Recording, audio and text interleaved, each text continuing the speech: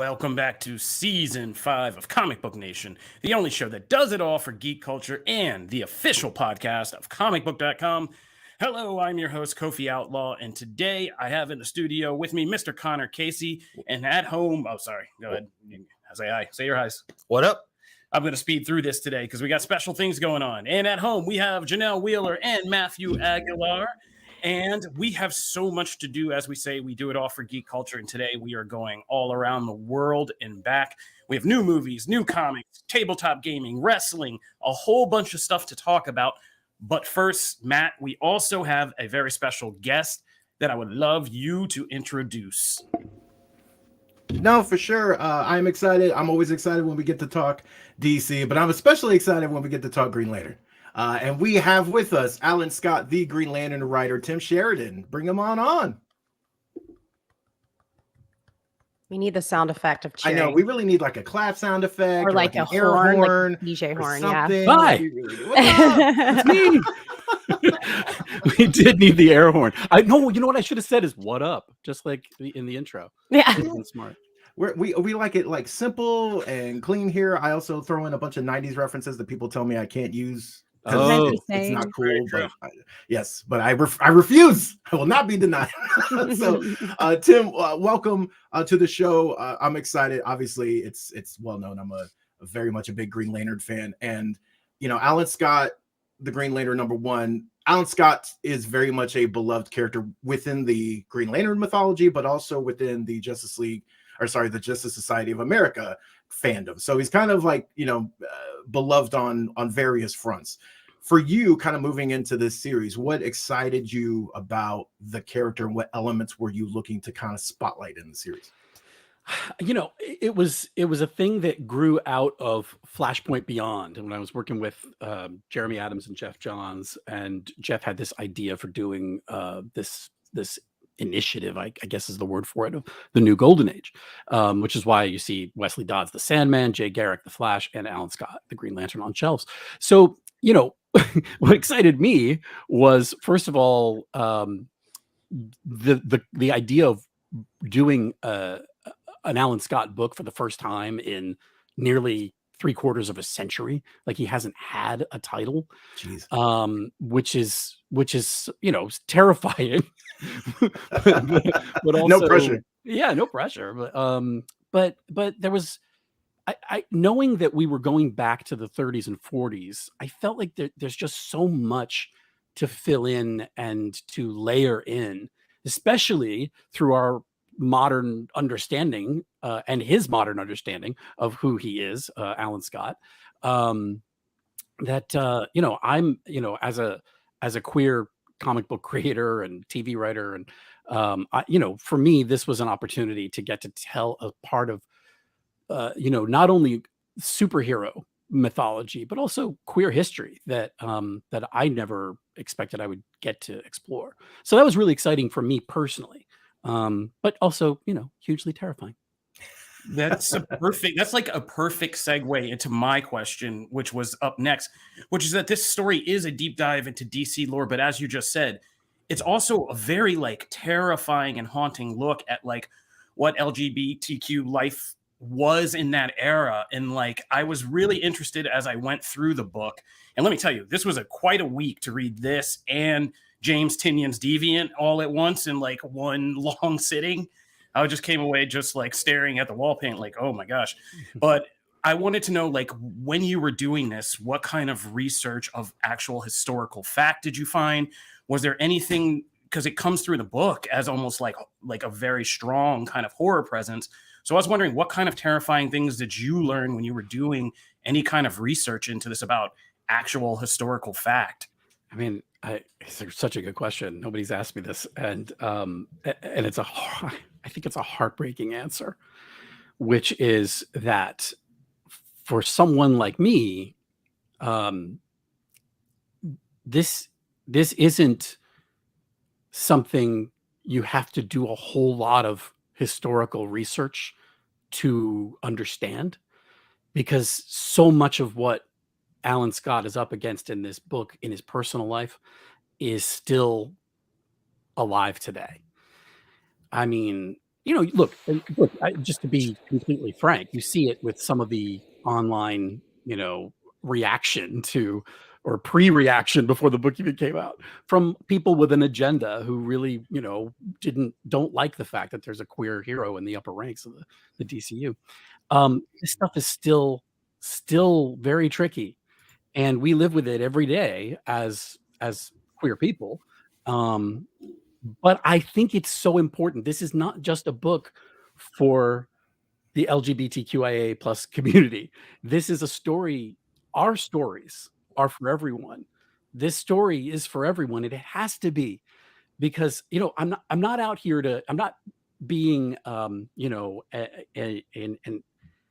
activist over here. I'm trying to tell a great superhero story, but superhero comics have always had a lot to say about the world that we live in, and have a lot to teach us about the world that we live in. And I think the only way we ever get better is when we tell each other our stories and when we listen to each other's stories. And comic books are such an accessible, fun, even way to get those stories across. So for me, it's a lifetime of experience that comes to this book.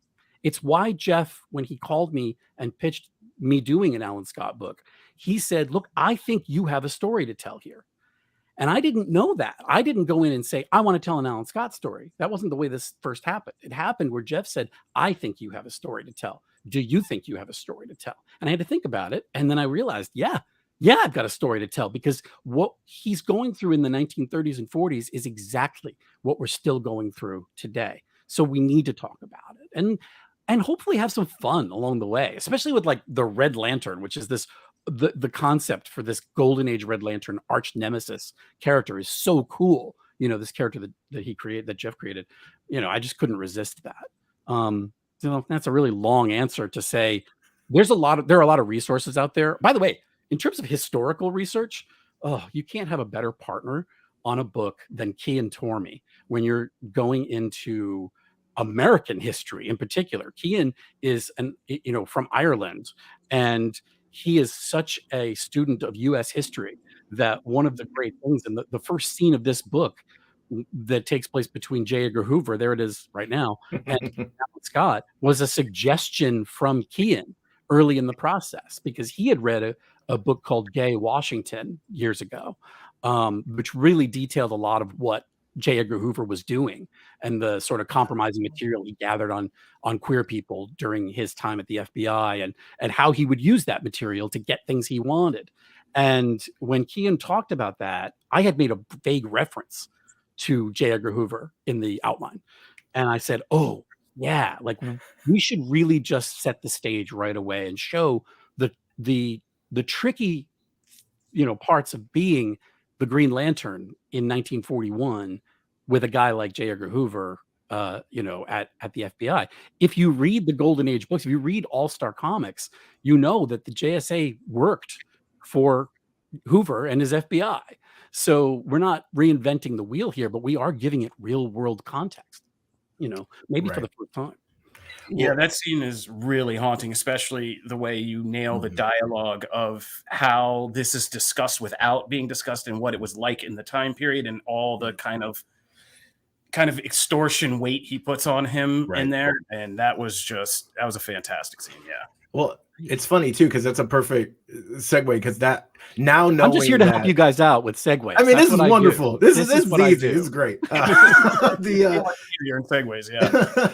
It's because that scene, it's so funny to know that like that wasn't actually like in your original story, and then that kind of formed organically, because that scene and just Alan's overall involvement with the JSA, it's just so interesting, because the JSA kind of really gives off these like quintessential like Golden Age vibes, right? You don't necessarily sometimes wrongly, I'll say, but like associate of some of the more complex issues at times with like characters of that era. And so seeing how Alan actually becomes a part of them, and that it wasn't, not only was it not his idea, but he was forced really to do it otherwise than have this whole side of himself brought out without his consent. Like, how did did you always kind of know, because you were always going to be, involving the JSA, but like, how did that kind of come about, and what is it like kind of working from that angle with those two? I wasn't always going to involve the JSA. This is I love this chat because I'm getting to show you what a collaborative process this really is. My initial pitch was a year before the JSA formed. And I thought it would be cleaner and easier to sort of focus on Alan in his first days in New York City, having left Gotham and being the great hero of New York at that time. Our editor, Andrew Marino, said, I really think you should set this a year later. I think the JSA should just have been formed. I think it's going to give you an opportunity to tell more of the story that you're trying to tell about a man whose secret identity has a secret identity, who can't. And by the way, if we're going to do this, DC came to me and they said, we want you to write a story about a queer superhero in the 1940s. And if I'm going to do that, it has to be honest. And it's still true to this day that people who are closeted often isolate themselves, and we will isolate ourselves. We will keep people at arm's length for fear that they will find out who we are. And the consequences for that are lesser today than they were then. So imagine, and then put it on the scale of being incredibly famous. It's one thing to be a superhero and have powers, but remember, these are also the most famous people in the world. And so when you put it all on that stage, we have to be honest about it. And I think Alan would say, fine, I want there to be a JSA, put my name on the masthead, but I'm going to keep doing my own thing because I can't get too close for fear that my behavior, my life, the things that I do and the person that I am, which by the laws of the day is criminal, will tarnish the great work of the JSA. How can I, a criminal in my bedroom, stand up there and call myself a hero with all of these other great heroes? He can do it to himself. He can get up there and be the Green Lantern and reconcile it for himself for a time. But can he do that to that organization? That's a really, I think, very honest point of view that we tried to take.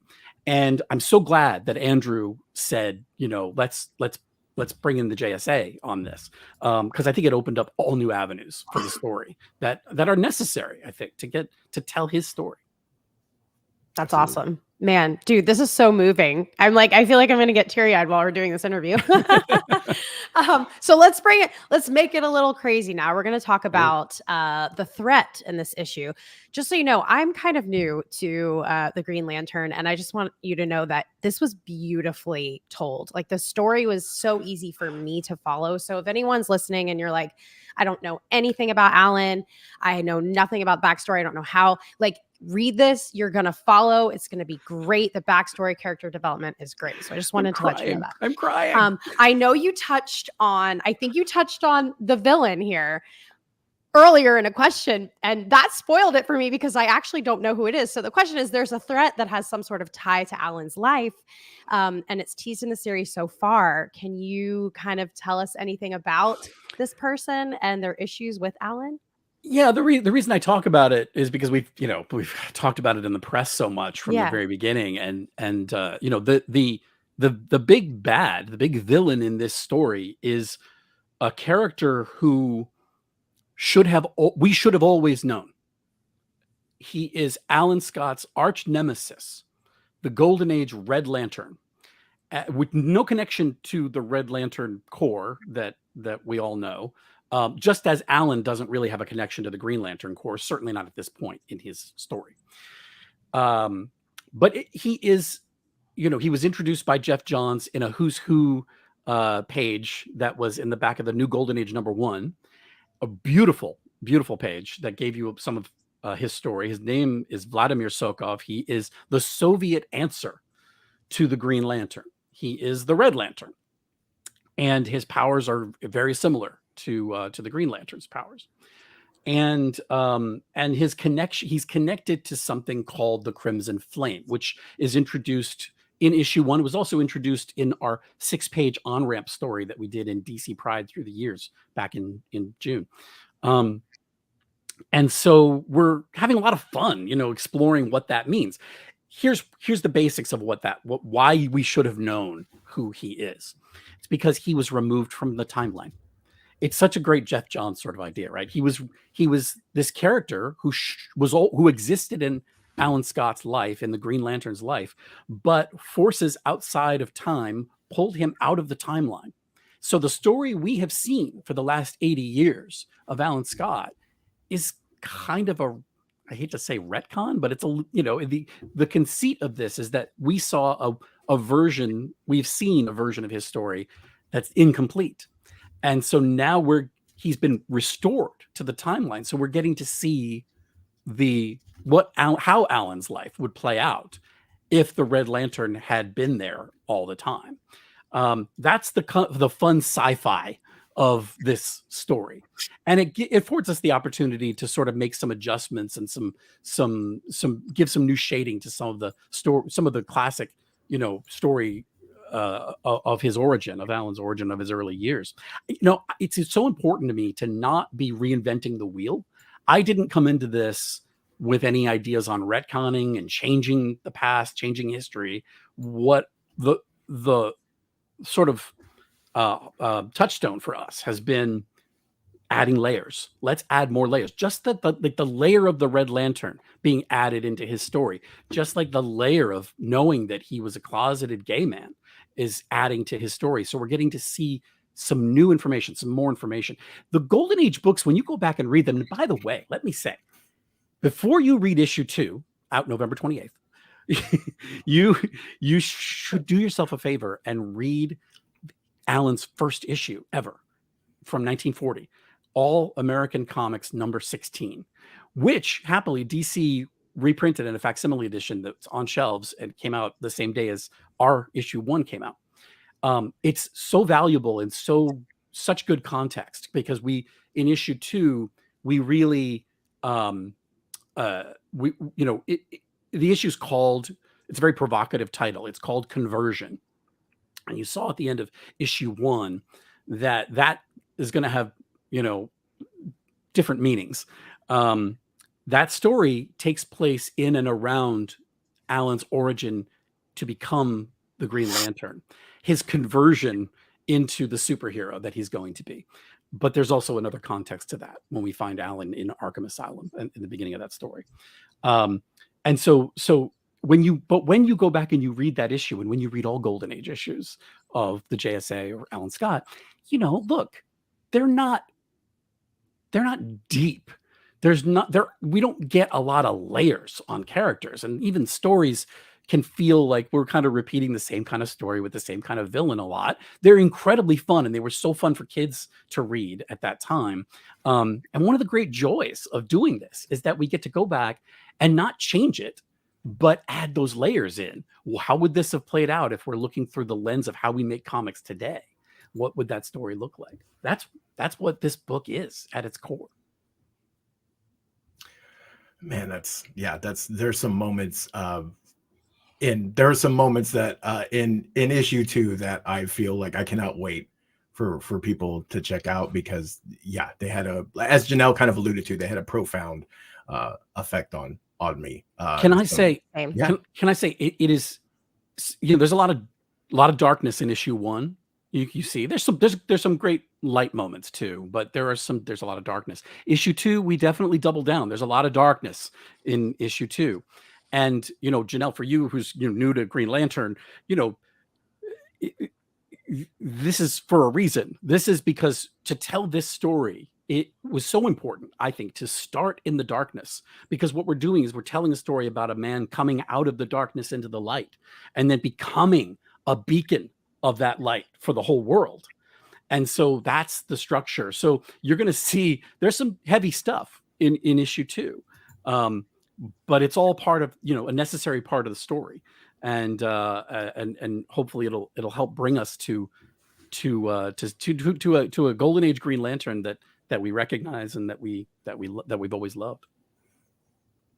Janelle, you think you can close us out? Yeah. Well, I mean, I have to ask about movies. That's kind of why I was brought on. I love seeing these characters on the big screen too. And I'm curious, what do you think? Well, if we do get to see Alan on the big screen, which would be so sick, what do you think needs to be brought to this character to kind of express the way that he is and the uniqueness of his space? And also, do you have any suggestions for castings?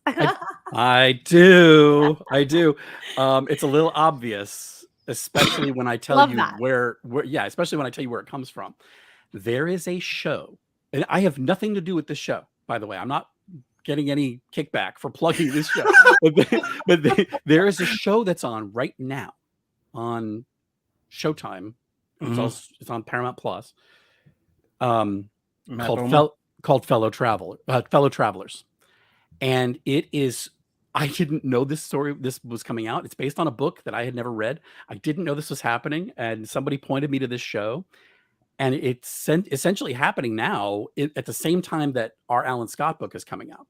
It's so thematically similar to what we're exploring. It's set about 10 years ahead of where we are in the Alan Scott story, but it's very much that same period of time.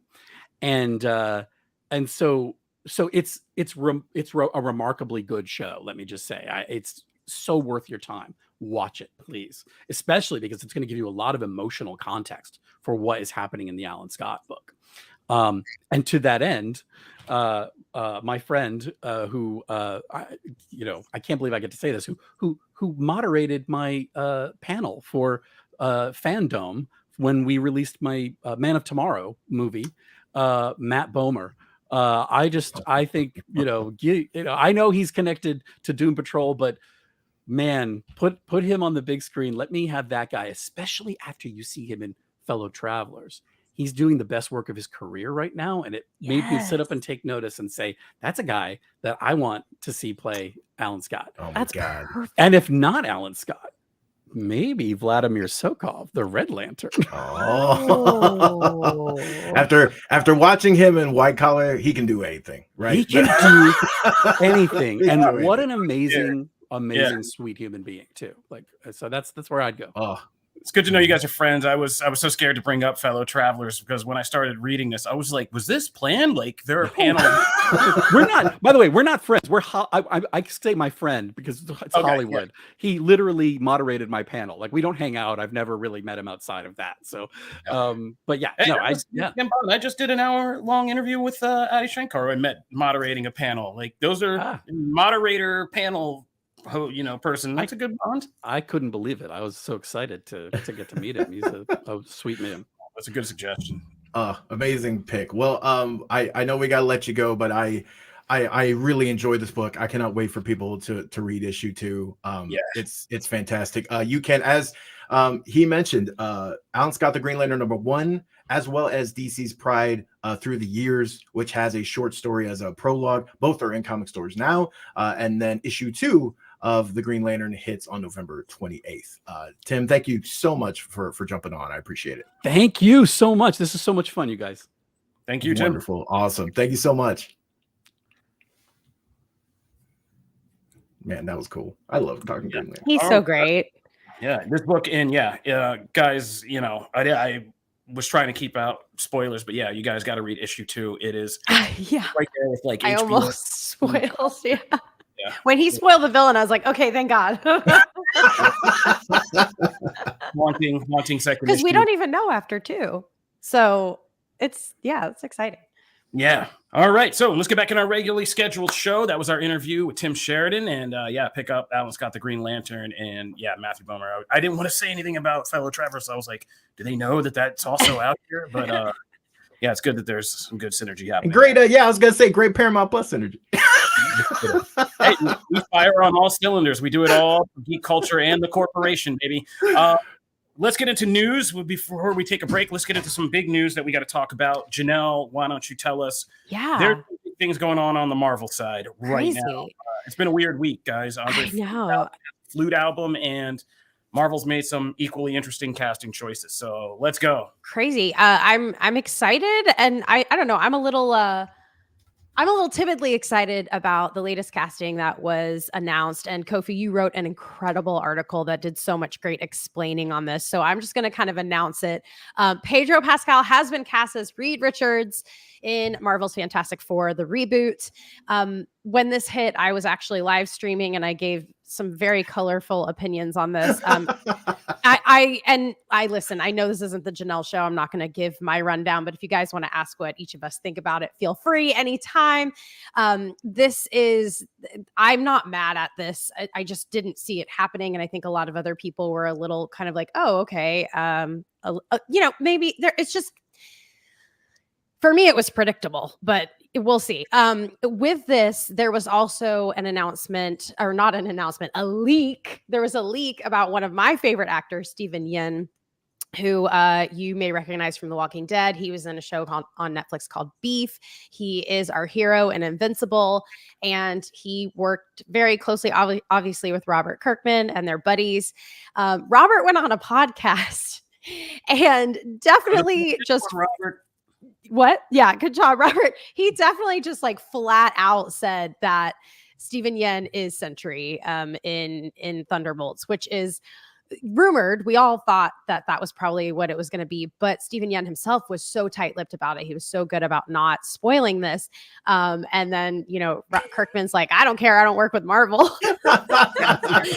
So I thought that was really interesting. If you are a fan and you're really happy about this casting, like myself, it's just, confirmation, and it makes you really excited. But it does bring us to the next kind of piece of information that I am really interested in hearing Kofi chat about, because with this casting, especially of Pedro, in Fantastic Four as Reed Richards, there's been a lot of speculation and things going on, and this ties directly to our Kang casting and Jonathan Majors. There's been a lot of backlash and things going on with that.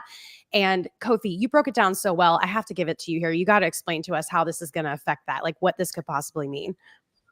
Sure. So if you guys don't know, like this is my main wifey, but I have like a little side chick podcast called Podcast X. I cook with my former buddies from Screen Rant, which is now 20 years old, which is wild to think. It makes me feel old, but we were kind of cooking and we were just kind of talking, and I kind of stumbled on to this idea that kind of cracked in my head.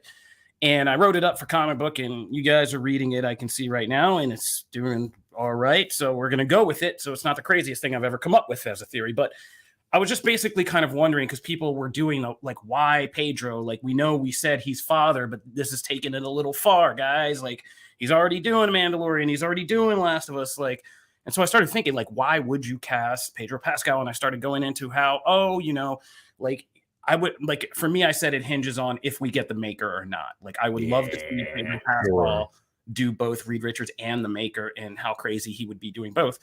And then I started to go from there. I was like, well, why stop there? Like, what else could you do with Pedro Pascal or somebody of that level? And I was like, oh my God. And then it kind of hit me like a ton of bricks. I remembered, like, the Council of Reeds is out there. The Maker helps through universes doing stuff. And it was like Secret Wars. Like, this all makes sense if you want to get out of this Jonathan Majors thing. Doom is kind of like a weird person to try to shuffle in there, but Reed Richards actually works. Reed Richards is tied to Kang. He's a descendant. Kang is a descendant of Reed Richards. There's this Council of Reeds. There's the Maker, and the Council of Reeds' whole job was protecting the multiverse. They were basically like the TVA, except Reed Richards is an egomaniac, and so they had him do it. And the whole difference that you can tie into a Fantastic Four film is the Reed Richards from the main universe doesn't join them, because the whole thing is they are Reed Richards that don't have family ties. He is a Reed Richards that does kind of love his family. This both could help us fix Reed Richards of the MCU, which is another part of another article. Yeah. Reed Richards, and for all of Marvel, which is something I'm going to write when I get out of the worst. Because he's the worst, right? Like, yeah, but you can actually make an MCU Reed Richards who is the opposite, who actually, the whole crux is he does care about his family. But if you do something and I've been saying MCU needs to get dangerous again. And it's just like something shocking would be like, for all the expectations fans had, is just at the end of Fantastic Four or something, like there is a Council of Reeds, we find out, and they come and they just annihilate Kang. And they just wipe him out and be like, you really thought you were like in charge, huh? Oh, that's funny. Mm-hmm. And then it becomes about Reed Richards, right? And then we can take on the worst and the best of Reed Richards. Secret Wars then begins. You can even put Doom back in there. And because people love Hickman's Secret Wars, because at the end of the day, it was for all this grand stuff, it is a Doom and Yeah. Reed Richards story, Mhm. and about why they are similar, why they are different, and some surprising things about both of them. Doom is super petty. Yeah. But Doom has a heart, like you find out. Like Doom's Yeah. more complicated. Reed's also like kind of an asshole and can really ruin things. Yeah. And so you can flip that around in a much more simplistic way and do, you know, Reed Richards as kind of supplant Kang as the person and still do Secret Wars, put in Doom, you know, then Doom, you can even do it more traditionally in faithful adaptation of the Hickman version, where like maybe Reed writes things and Doom is the person who just holds some of it together, like Loki style, or however you want to play with that. But in Reed Richards, we have an easy kind of surprising twist way to knock out a villain and replace him with a more complicated situation, right? And I Yeah. think they would be smart to do that. And I think Pedro Pascal's an actor that, yeah, you can, he's a good enough and big enough actor that you can now hang your franchise on him instead of Jonathan Majors. I dig that, because honestly, all the reaction I've seen from the big report about this has been surface level. It's, oh, we got Pedro Pascal because he's a big name right now. He's one of the most likable actors working in Hollywood right now. The camera is veering off, and I don't know why. For me, it was like, why would you cast him specifically for a comics character who, if you actually read the comics, is one of the most unlikable heroes we've got going? Now, some authors have taken this in different ways. Sometimes it's he's literally on the spectrum and says as much, and that's why he struggles with emotional connections. Other times it's, oh, he's just so smart that he doesn't care about emotional stuff, which is why he constantly neglects his wife and why she's constantly getting hounded by either her ex or Namor. This actually makes quite a bit more sense, because when I saw the casting, I thought, okay, they're going to do one of two things. They are either trying to fit a square peg into a round hole and just taking the biggest name they could possibly get and try to say, okay, now try to be unlikable, even though that's completely against your strength as an actor. Or they were trying to rework the character a la Tony Stark with Robert Downey Jr., where we just say, okay, here's the actor, he's going to do his thing. We will make the comics reflect that. Because read Iron Man pre-Robert Downey Jr. and post, you go, hey, why did all of this change? Oh, it's because the movie came out.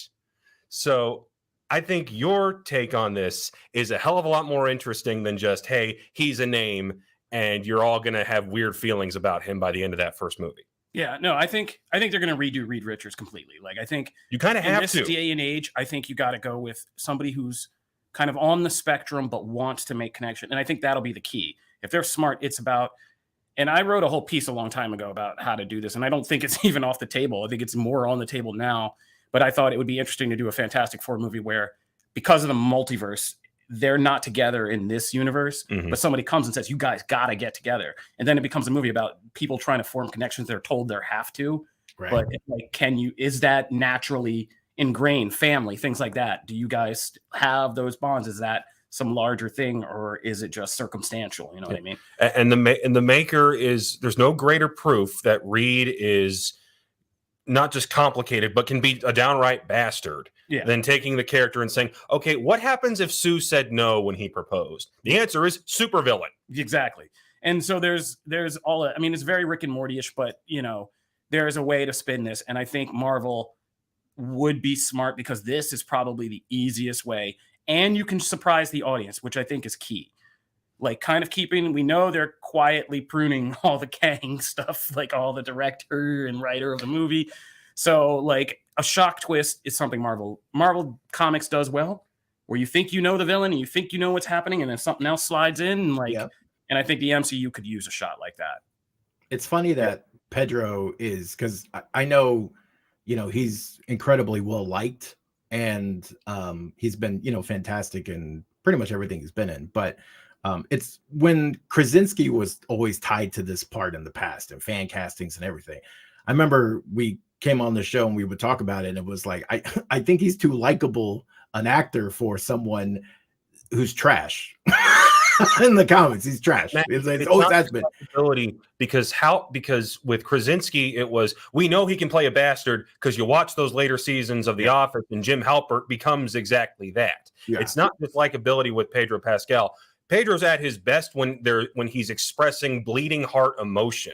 The most memorable scene in Mandalorian is when he takes off the helmet and there's a tear coming down his face. Yeah. The best stuff in The Last of Us is the fact that this is a guy just trying to pick up the pieces of his broken life and continue a surrogate father relationship he has. He's very good at the gray. Way back in Game of Thrones, the most memorable scene he has is when he's screaming at the mountain to confess what he had done. Like his whole thing is emotion. Reed Richards is not that. But that's the point. That's the point. That's what the character needs. It's the same reason that Beast has become a trash character in the comics. The decisions that they make are continually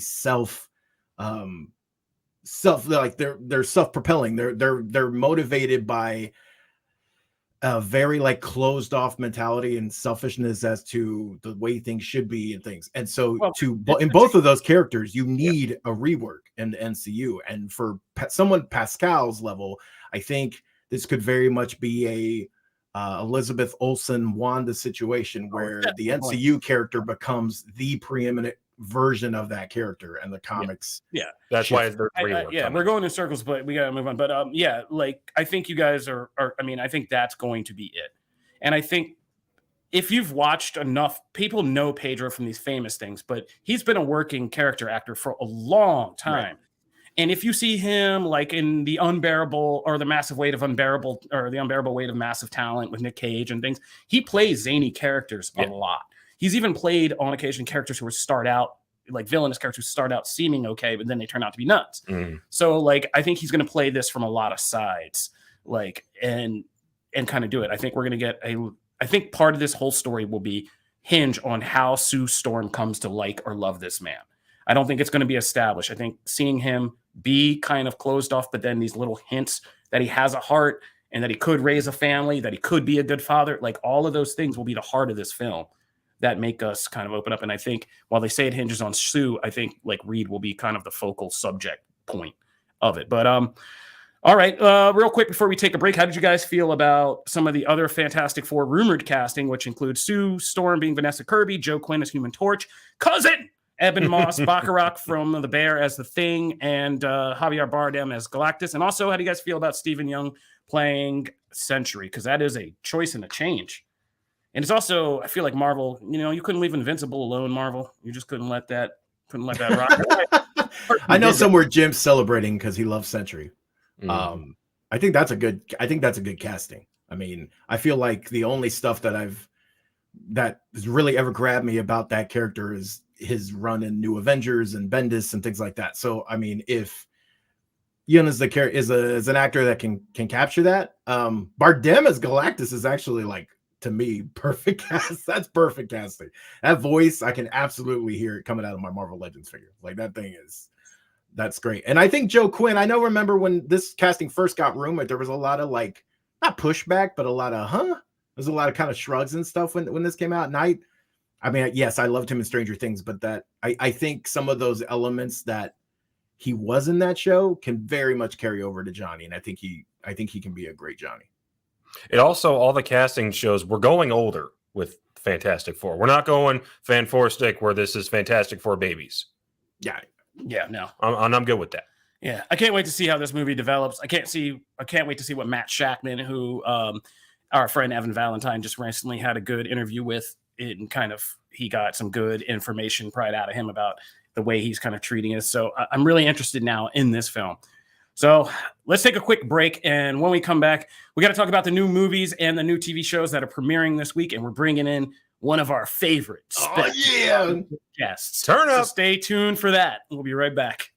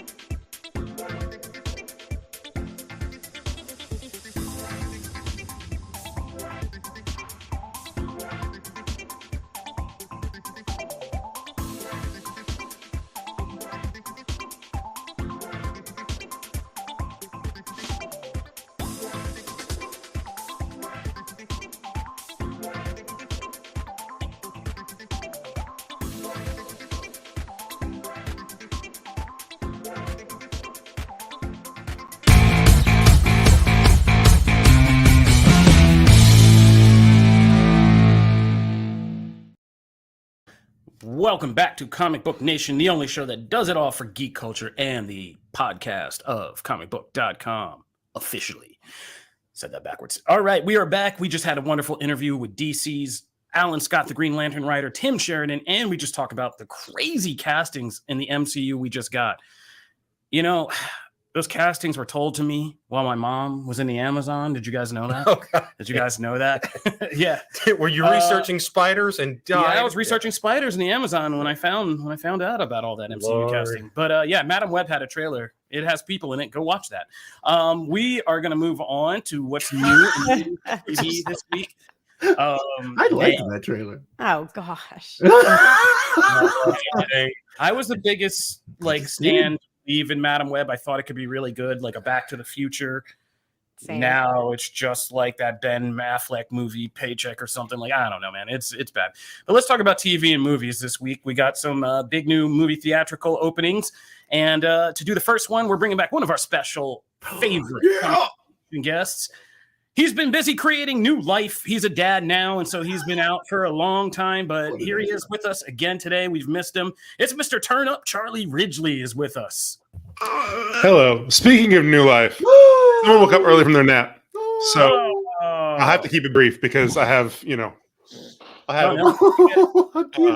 this is Hank. We know how this goes. We know how it goes. So, Hank, cover your ears. Charlie, you have to tell us about, appropriately enough, the new horror movie Eli Roth, Thanksgiving.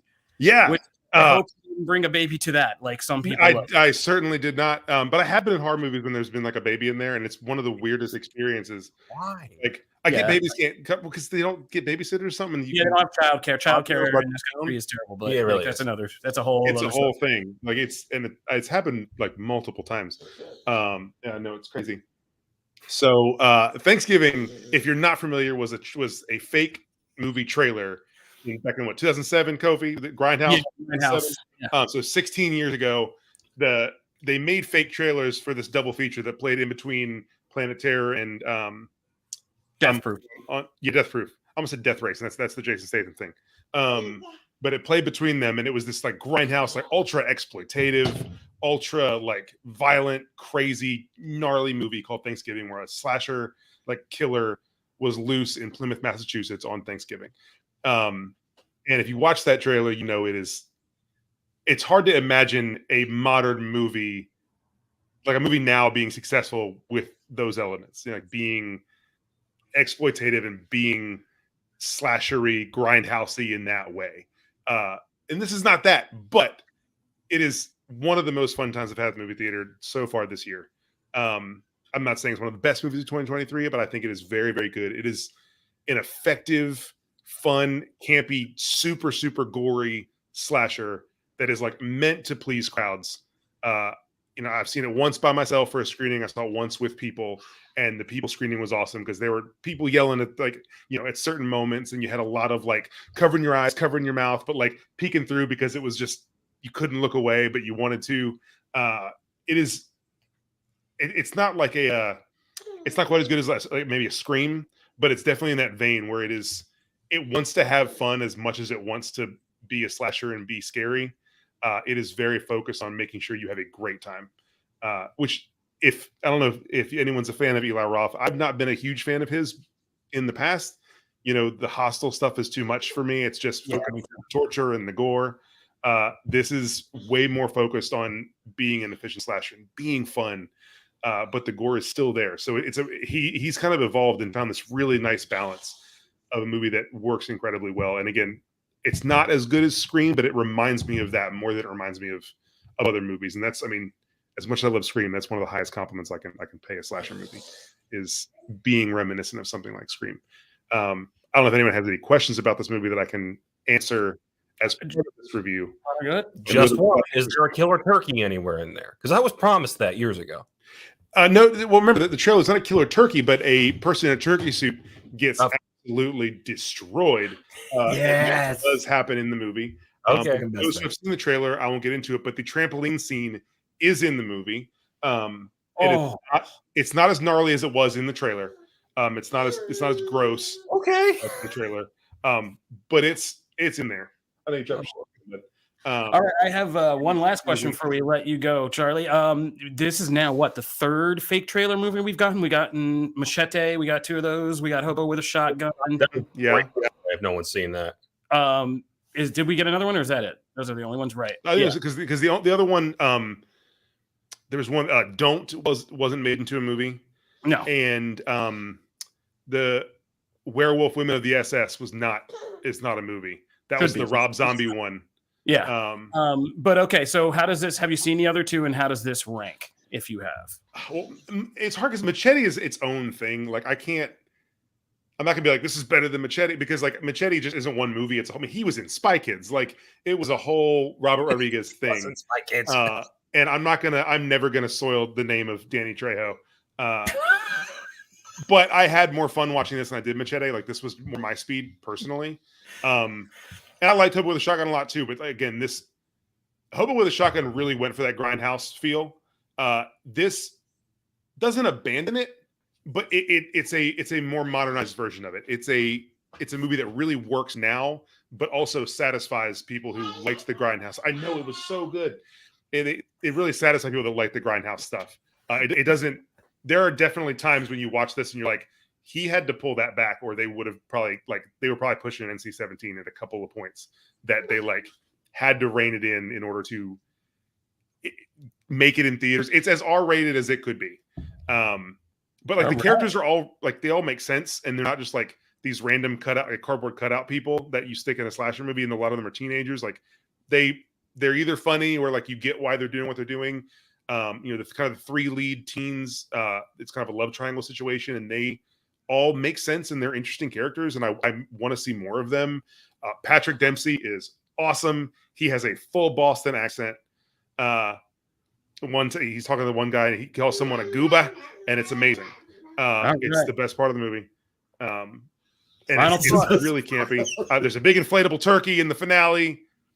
The killer yells, "There will be no leftovers," like they do in the trailer. It is a great time. All right. I cannot recommend it enough. If you're into slasher movies, it is a lot of fun. If you're not into slasher movies, this is probably not for you. It is as slashery as you can get. All right, Hank's telling you to wrap it up, buddy. Yep. Someone is hosting some lunch, huh? All right, some lunch. Yeah. This is bye. You say bye to everybody. Bye. Bye. This is Eli Ross Thanksgiving. I think Charlie's review is up on Comicbook.com. I think you can read it there. So go check that out. And we just wanted to make sure you guys had a recommendation for Thanksgiving. If you're tired of your family, this could be a place to go. Your other option I will talk about, which is the Hunger Games, the Ballad of Songbirds and Snakes. So this is the Hunger Games prequel that was turned into a novel by series creator Suzanne Collins and director Francis Lawrence of the Hunger Games Catching Fire and the 2 Mockingjay movies is back. And this is a prequel about a young Coriolanus Snow and when he gets his first job to mentor in the Hunger Games as part of his assignment at the university. And it's a very complicated tale. I mean, we went back into in the 2000s, we had this wave, right, of movies that tried to Hannibal Rising, Exorcist, The Beginning. We were obsessed with trying to humanize villains and explain them and turn them into tragic anti-heroes of circumstance. And so there was a lot of concern when this movie and the book were brought up that it would be something similar like that. We don't need, especially these days, to go on a whole thing of understanding a cold dictator like President Snow who does all the atrocities that we see in the Hunger Games. Well, this movie walks a tightrope, and it does it for 2 hours and 27 minutes. And I know the critic stuff is split, but I don't agree with them. I agree more with the audience score, which is up there, and I agree with it. This is a whole-ass novel, this movie. This is the most faithful novel adaptation I've seen in a long time. It's complex, it's nuanced, and in the third act, it is not a third act battle. The third act is a novel, kind of complex, emotional, mental climax to this. And by God, I'm going to say they pull it off. They thread the needle. This movie, and it's largely because of the cast and the 2 leads. Rachel Zegler is a star. I'm going to put that out there. This girl's a star. There's a reason why Steven Spielberg had the good sense to pick her out of 35,000 people for West Side Story. She kills it in this movie. And like, if she wasn't a star enough before, Shari Shazam too, she is now. Yeah, she nails it as Lucy Greybeard. But Tom Blythe, who plays Coriolanus Snow, I mean, this guy really just nails this whole arc of getting to see how this guy could have had one kind of life path, could have been one kind of person. But as the movie and thematically does so well, the story, it's almost Attack on Titanish and kind of forcing us to look at, you know, the fact that we are who we are.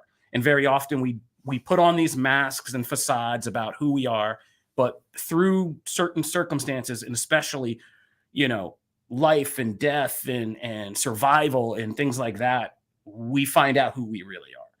And that's what this movie is. And I don't want to get into spoilers because the structure, as I've teased all along, is very different than you might think. Where the Hunger Games fits in and what happens before and after that are very, very crucial in this movie.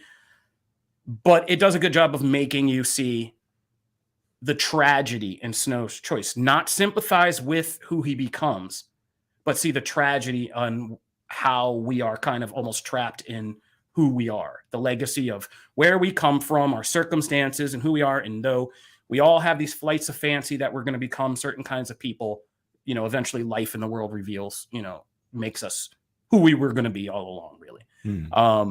And if you're middle-aged like me now, that's a really impactful thing, because this is about the age where your dreams of like all those fancy things you're going to do in life become like real solidified into what you're actually capable of. And you begin to realize all the connections. You're like, oh yeah, I'm way more like my parents, or like things I thought than I thought I was at a younger age. But it nails it for telling a more complex Hunger Games story for an older audience, so that the people who grew up with these books, the YA audience back then, they're older now. Right. And so this movie addresses that and I think it appeals to people who read those books as younger people, but now can see this movie as older people. And I think it does a good job with that. So it was a risky bet, but I feel like it nails it. And it makes you want to see more of the world of Pan Am in general, like the Hunger Games universe. The whole set design of an earlier era of Pan Am is fascinating. The ideas of what they're doing for Hunger Games is fascinating. And this movie has an awesome supporting cast that chews scenery in the best way. Jason Schwartzman as one of the earlier Flickermans. Viola Davis is crazy. And this is like her craziest role, I think, ever. She got that EGOT. You can't tell her nothing. Yeah, no, she is just having fun at this point. And Peter Dinklage, who makes like a real kind of serious sub arc to this. And so well done. I want to see more Hunger Games. I would play in this universe at different points, because this makes it much more fascinating, and it shows we can do this on a more mature level. So if you're talking about recommendations for this holiday season and Thanksgiving, I would say, yeah, go out and see this. This is a good one to check out. Real quick on the TV side, guys, did anybody watch Monarch, Legacy of Monsters? The trailer? No, the actual show. I watched the trailer. Okay. And I'm interested. I am. Good job, everybody. All right. You know, it's funny. I don't think they've actually done because I have, but I don't think they've done a great job of advertising where the show is. Yeah. Like, I saw how many trailers and things, and I could not have told you it was on Apple TV Plus or whatever. Like, no, and that was coming out today. Yeah, it's been kind of muted. No joke, no pun intended. Muto, get it. Anyway, so yeah, and I watched the first episode. Listen, it's a show and it has people in it. It's overly complicated. It's overly complicated, and it hops around time periods with multiple actors playing the same role. Like, there's John Goodman, then there's young John Goodman, who's Anders from Workaholics. And like, it's going through these different time periods. It goes from like the 2020s to back to when Godzilla happened in like the mid 2010s, to back to the 1970s in Skull Island, to back to 1959 before John Goodman ever got to Skull Island. It's all over the place. And so it's just, in the first episode, it's all stage setting with human characters in different places on different time periods, and no reason why the hell you should care. Like, and that's where I'm at. I'm going to watch episode 2 and see. And after that, I may or may not continue with this, because it's got great production values. Everything on Apple does. It looks great. It looks cinematic. There's a scene in the beginning that's a recut of Skull Island that looks right out of, or if not better than Skull Island. But there's no reason. This MonsterVerse has not made me want to care about Monarch or its human characters or their drama across decades. Like, who the hell cares? That's why we have a Godzilla vs. Kong movie now. So I don't know who this is for yet, but it wasn't for me. Neither was this other thing on our list, which was Scott Pilgrim Takes Off. This is a difficult one to talk about. I'm just going to say really quick, like, Scott Pilgrim was never my favorite. I never liked the comics. I never liked the Edgar Wright movie. I respected the Edgar Wright movie for how well made it was. But, like, yeah, this is not my world. And frankly, I just think there's some things that are... Everybody's allowed to have their things. And I think there are some things that are made that are just not necessarily for people of color. And this is one of them. Like, this just doesn't ever appeal to me. I'm sorry. Emo Canadian teens having relationship drama was just never on my radar. So to everybody who loves Scott Pilgrim, good luck with this. Me, Kofi. I just don't. I'm usually paid not to express any kind of saying I don't like something, but they did use the Mortal Kombat soundtrack though, which was interesting to me in this trailer. Yeah, this Scott Pilgrim is just a hodgepodge of references, like in a lot of ways. But this show definitely does something. It's getting controversy because it does something very different. It's a reimagining of Scott Pilgrim with a very almost like multiverse-ish turn on what you think the story is. And so at the end of the first episode, a lot of fans are getting kind of shocked by what they thought they were getting into and what they're really getting into. And all I'll say is it's a lot more He-Man than you think. All right. So strap in for that. Connor. So I'll just say this. I have not watched the show, but I do know the twist because I looked it up. I'm actually all for this because I really enjoyed the movie. And as the comic came out, the movie actually had to have a different ending because the comic hadn't fully wrapped yet by the time they started production. So there's always been a lot of discussion about the movie versus the comic and then how it was kind of absorbed by pop culture, where it seems like people kind of missed the point about Scott in that he's not a good guy. And it feels like too many people looked at that performance and said, no, that's what I should be. And I feel like this show wants to address that. And I'm good with that. Because some things about that need to be addressed. Yeah, if you're talking about basement dwelling, Scott sucks. That's the point. Basement dwelling boy men who are not appealing, you can blame this in part for. Wow, man, it's funny. I'm with Connor. I know the twist, but I have not watched the show yet. I really enjoyed the original books, the comics. I enjoyed them. I wasn't as like high on the movie as everyone else was. There's really cool parts to it, but like I'm just, it's one of those that like I love the comics, and I was kind of like cool to go back to those. I also love the video game, and I love that this takes the animation style straight from that. It's awesome. It's gorgeous. I love the look. I will be interested to see if with that twist it can maintain my attention as we move forward. So I'll reserve that for later. All right. And that takes us to Invincible and the latest episode of Invincible, which I'm not going to get into because we did a whole recap episode. So we're talking last night, right with the episodes. We are dropping Invincible recap episodes. Obviously, last night had a lot packed into it. A lot packed into it. There were some major turns and a major cliffhanger ending. And I'll just say, as we teased on the recap episode, we've seen 4. Me and Matt have seen the next episode. And guys, you want to be here for this Invincible recap next week. We are going to cook, and we have so much to talk about. And if you think you know where this is all headed, you do not. So Invincible recaps also on our feed. Subscribe to our Comic Book Nation podcast feed on your podcast platforms. We're on Spotify and Apple. And subscribe to both our YouTube page and the main comic book, because Comic Book has claimed us as its bastard child. And now we on the Comic Book YouTube thing, they were like, you guys are kind of cooking out here. Come on over here. So we are on the Comic Book main page. If you're watching this on a live stream on YouTube and it's not on the Comic Book Nation page, because we're on the Comic Book page now. So our Invincible recap episode is on the main Comic Book YouTube channel. So be sure to check those out, because this show is cooking. How much they pack into an episode as the person who's writing the recaps is insane. All right, so moving right along. Oh, Matt and Connor, I know you guys are excited. The rest of this show is you guys just cooking.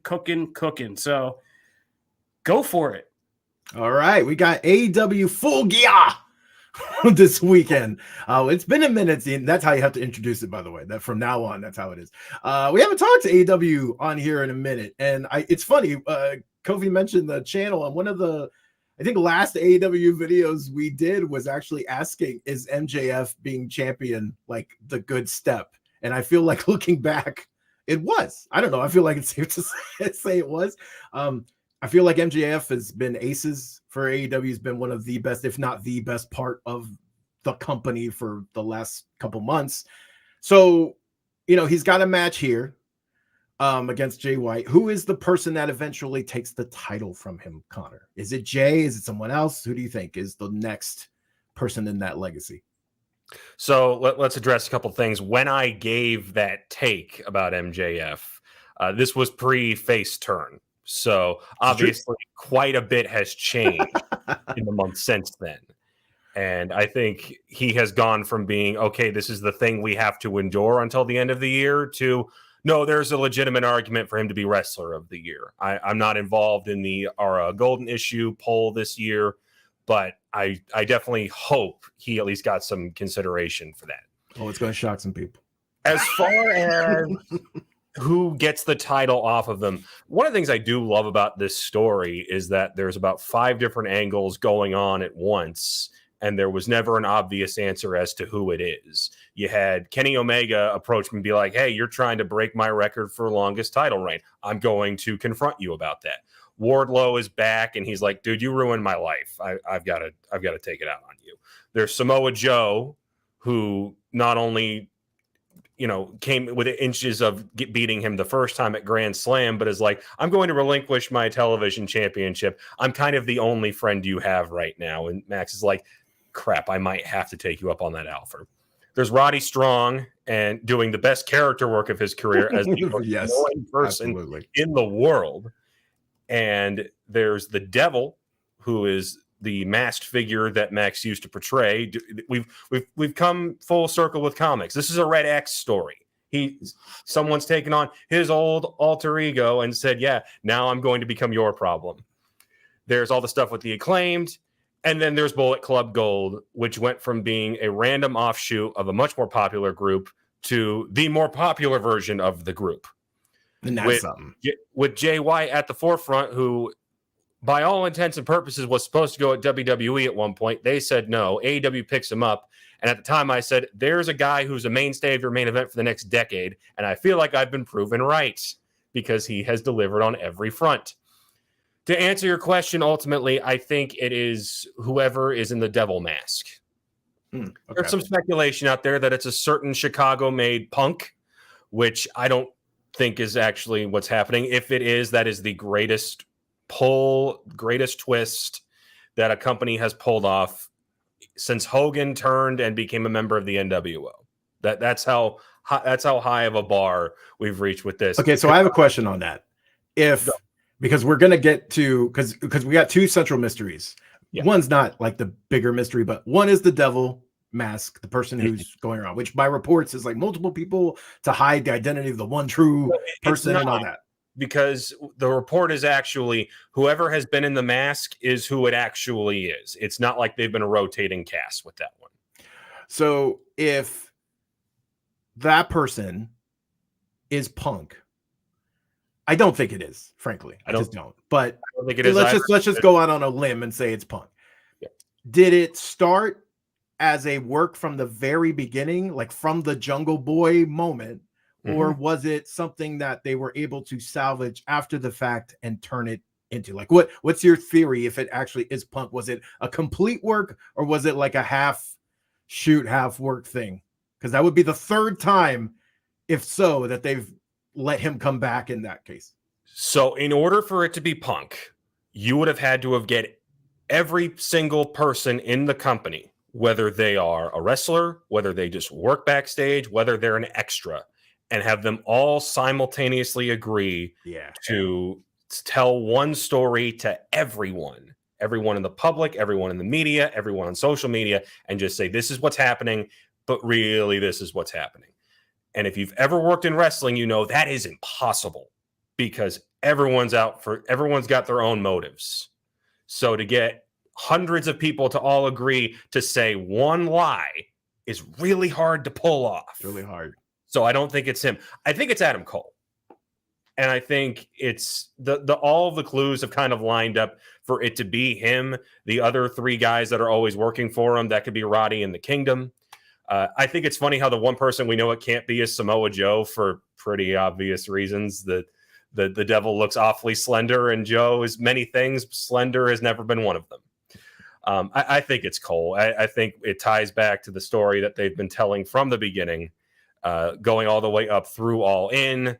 I think the injury, honestly, they might have had to pivot and go, okay, we need to keep him off TV, but still relevant in the story. Let's have him wear a mask and just randomly pop up while he's healing from this Achilles thing. I think it's Cole. I like the excitement around Punk, but I just don't think it's too many moving pieces for everyone to all agree at once to lie. And I don't at Full Gear, there is Tony Khan loves his teases and his announcements. There is a big signing that they will reveal, sign a contract at Full Gear. There are two names. There were three. Obviously, Punk's always you can't have a discussion anymore. Not have Punk in the discussion. I don't think it's part. The other one was Dolph Ziggler, and then that was squashed because of not compete clauses and stuff. So the two names that have been out there, that one doesn't add up, or any of the recent releases from WWE. Right, because they can't even. It doesn't matter because their non-competes are not up anyway, so they couldn't sign if they wanted to. So the two that are out there are Ronda Rousey and Will Ospreay. Those are the two that have gained momentum and the two prevailing theories. I will say it's like, 60-40. Most people think it's Ospreay, but there is this group that thinks maybe it's Rousey. Who is it? Who do you think it is? So the one name you didn't mention was Mercedes Moné. And because it's not her. Well, a recent report from Fightful was like, it is not her, even though it seems like the wheels are in motion for that partnership to start. Here's my thing with Mercedes. She is known to work everybody. So it's entirely possible she's been lying through her teeth, and it is her. But I'm always saying it's a possibility.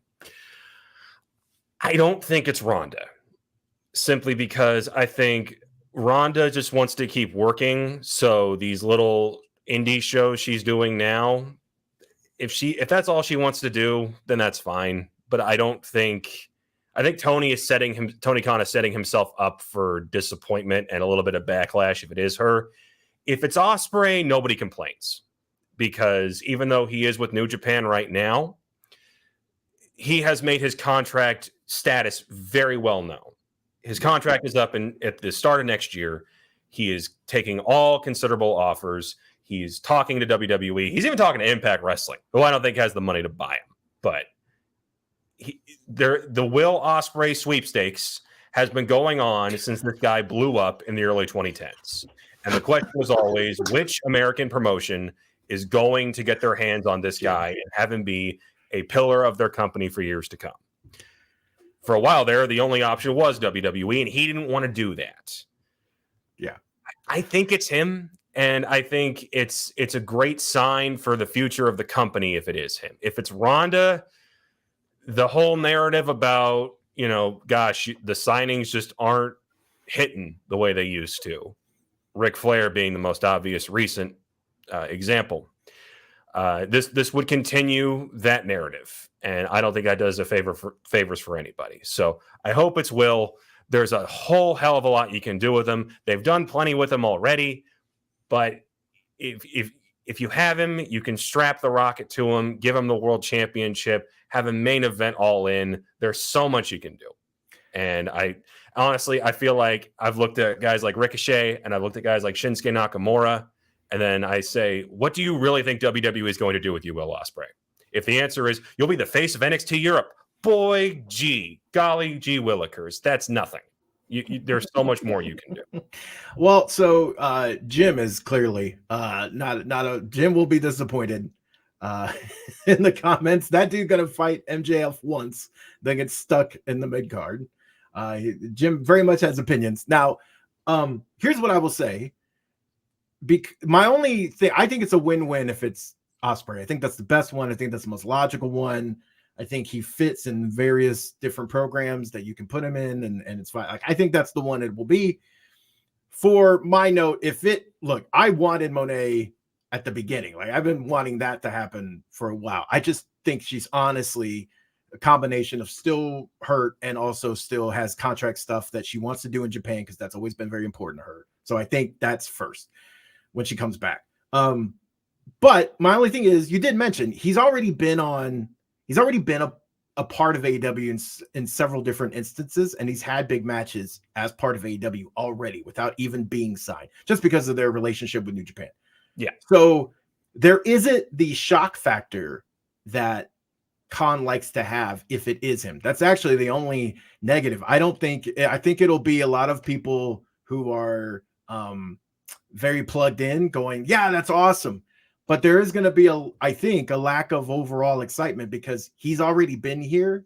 You could even if he signed with New Japan or Impact, you could conceivably see him in AEW anyway because of the way they work together. So there is a little bit of, it won't have that like, oh my God, set the world on fire thing. In adverse to that, Ronda would, because it would be like, what the hell? But then in like a month, it would have like, it's not long term, I think, as good a pool as that, right? But in the short term, it will get more attention. I think Monet's the best of both worlds in that respect, because it helps long term and it helps in the short term. But I don't think it's her. And so that would my be counter to the other thing. Ospreay is, there's a world of difference between, hey, he's in New Japan, he's going to be here a couple times a year or two. Hey, he's on the show every week. And it answers the question of, is he going to WWE? Which is the question. That's a big one. Yes. Is a big question right now. That's so true. there's your shock value is, nope, AEW got him. Yeah, mainstream, I don't know. I don't think it has the same pull. It has it for us because we watched both products on a regular basis. I don't think that hits the mainstream as much as a name like Rousey does. So it will be interesting to see the reactions and from the different bases as far as that comes in. So that is, we will obviously have full coverage of AEW Full Gear on the site. Wrestling Team's all ready to go for that one. So definitely check out Comicbook.com for that. And then before we close the show, we're going to go to a fun little episode of the pull list. This one is bringing a little Star Wars. We actually haven't talked any Star Wars today. And we're going to talk Star Wars now with Star Wars Visions. From I'm hoping I say this correctly. Peach Momoko. Did I say that right? Did I say that correctly? I hope I did. Number one. So this one is just like the series that was the television series, and bringing this in. Momoko's artwork is beautiful. But I've talked a lot already, and I know Janelle and Kofi haven't had a chance to weigh in on comics as much this week as I have, I feel like. So I'm gonna shut up. Janelle, what did you think of this? You sent it to me and I said I'd read it, and I think that was the wrong thing to say. I looked at it. Fair enough. I looked at it. Amazing. It's the fastest comic I've ever read. Looked at, but it was beautiful. It is intriguing. I would love to see this in a live action or even like animated series, like show or something. It's harder for me to really get into a book with no words when I don't know these characters at all. So I was kind of lost, but I was also enthralled by the artwork and by like everything that was going on. It was beautiful and scary too. So yeah, no, Peach's work is amazing. Kofi, did this scratch the itch for Star Wars? Somebody like get through a book report like they didn't read the book. All right, no, but yeah, I mean, look, bro, I'm gonna be honest. Like, we did a lot this week. Okay, like you're getting you're out of hand. I read 2 Alan Scott books. I read everything we did for the poll list full episode, which is out now. Be sure you guys are on that every week. We've let Matt cook on an entire little segment of comic stuff. So Green Lantern, all the X-Men stuff that's happening, Star Wars, Dark Dwarfs. There's a lot going on. This was a release. It was okay. It was a unique vision of Star Wars, which is what this series does. But, Bri, what's in the thing? I'm more on that High Republic tip right now. High Republic's back, baby. And those comics are cooking in phase 3. So all in all, this was kind of forgettable. And honestly, I came to it just to see Peach's work before she takes on Ultimate X-Men, right? Yeah. True. And so, I think that's what a lot of people are doing here with this book right now, is just saying what kind of flavor. And I think that's the biggest comment I have, is I came away for this I can't wait to see what this Ultimate X-Men is going to be like. This is going to be wild. That's true. So I agree with you. Well, I think that's a perfect way to end it. I do love that we have had 3. Well, that was the thing. this episode alone, we've had a show, a movie, and a comic. That's amazing across the board. We just got higher standards. We are cooking on so much content on this show now that if something's just there, we're just okay, we got so much more to do than it's. I will say that we didn't touch on the what if thing, and I'm very, very excited about that. Well, so I know we have a sister podcast for that, but I'm very excited about it. I can't even keep up with all this. Yeah, it was a lot this week. You're right. Madam Web had a trailer. Mario RPG is today. Yeah, that's right. Oh man, so much today. Mario RPG is released. Yeah, there's so much. Yeah. There's a lot going on, guys. Yeah. We try to do it all for Geek Culture. Is what I'm We're trying. But anyway, that's talk to us on Twitter. Exactly. Yeah, there's this Comic Book Nation or X or whatever. Yeah, you see how much we're doing here. We have bonus episodes trying to contain all this too. So make sure you guys are subscribed. Pretty soon, man. Jim Viscardi's right. We're gonna probably pretty much do this every day at this point. It's pretty soon. So it's too much happening. But we are the only show doing it all for Geek Culture. We're trying to keep it up with it all for you guys because we love our fans and we love just hitting all this stuff and keeping the bigger picture of geek culture together. Or we'd love to hear from you guys on Twitter. Follow us and tell us what you thought about all this stuff we talked about in Andre 3000's Flute album. We're very curious what you think about that as well. I waited 20 years for this, Outcast. Thank you. I don't know as I tweeted, I'm losing the plot out here, guys. This has been a weird week, man. This is a lot of weird stuff going down, but we'll be here to capture it all this week. And next week, some program notes. We are going to be doing something special for the Thanksgiving holiday. So right now, guys, we will not have a Friday show next week. Our regular show, we are taking a week off, and we are going to do a special Thanksgiving episode that will drop on Thanksgiving. So we want you guys to be able to put on headphones and tell your family, I need to bounce out for an hour, get in a corner, and you can show with us because we have a special kind of holiday themed episode cooked up by your own Matthew Aguilar. So it's going to be a little bit bright and cheery element to it because that's how he gets down. So look for us for our main episode next week on Thursday, Thanksgiving. We're going to be taking next Friday off. But we have a fun thing planned, and it's a good one. And it's a good one to kind of sum up things for where we are this year. And it's been a crazy year. This is Comic Book Nation. If you want to find me, you can find me at Kofi Outlaw. You can find me at Connor Casey CBS. And if you're in the Hendersonville, Tennessee area, you can catch me this Sunday at the very first installment of FXC Crush Live. It's a new wrestling promotion here in Middle Tennessee. Hope to see you there. Yeah. You can find me at Matt Aguilar CB. You can find me at Janelle Wheeler or Janelle on Twitch. We got several comic book people involved in this wrestling league, guys. It's all getting meta. It's all becoming like one big sphere here. Phase Zero is going to need a new host if Brandon takes off wrestling. It's all be. If I'm covering, someone's going to show up on Phase Zero with a devil mask, and then they'll replace him. I love it. Cup of feed. We are Comic Book Nation. Peace. Let's get out of here. Later.